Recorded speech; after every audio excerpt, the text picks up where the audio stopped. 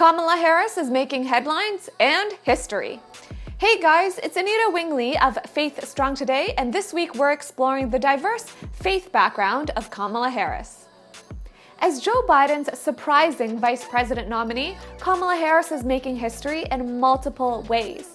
Not only is she the first Black American woman on a major party ticket, she's also the first South Asian American woman. Here's a look at some interesting facts at her faith background. Number 1, she was raised on Hinduism and Christianity. Her mother is from Chennai, India, and her father from Jamaica.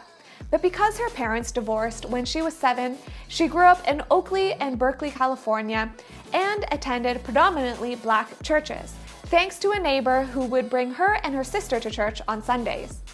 Her name, Kamala, means lotus in Sanskrit, and is another name for the Hindu goddess Lakshmi.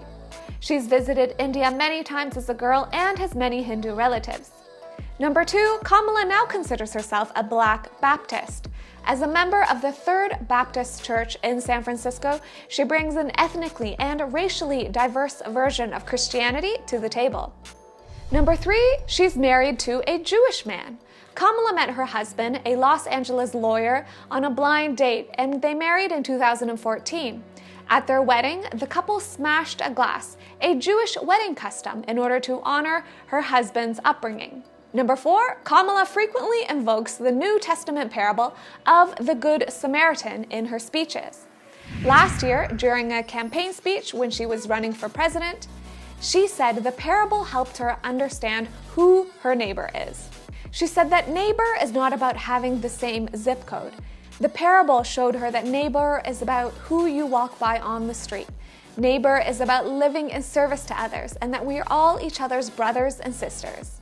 And number 5, Kamala often invokes liberation theology, a strain of Christian thought that focuses on social concern for the poor and political liberation for oppressed peoples. In a speech at Atlanta's Ebenezer Church, a church once pastored by Martin Luther King Jr., Kamala shared how her faith informs her stance on justice. Listen to this.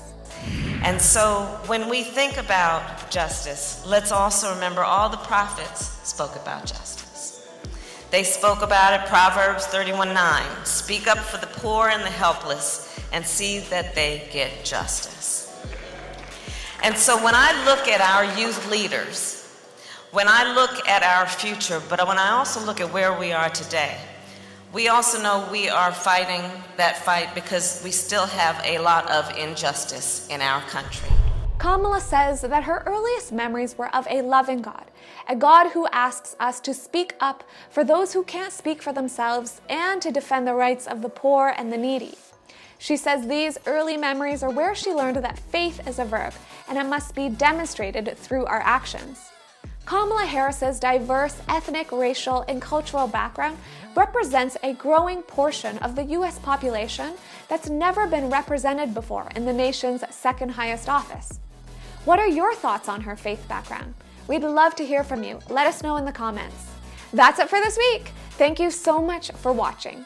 Check out faithstrongtoday.com for more podcasts, articles, and videos. And for more great content, stay tuned on Faith Strong Today.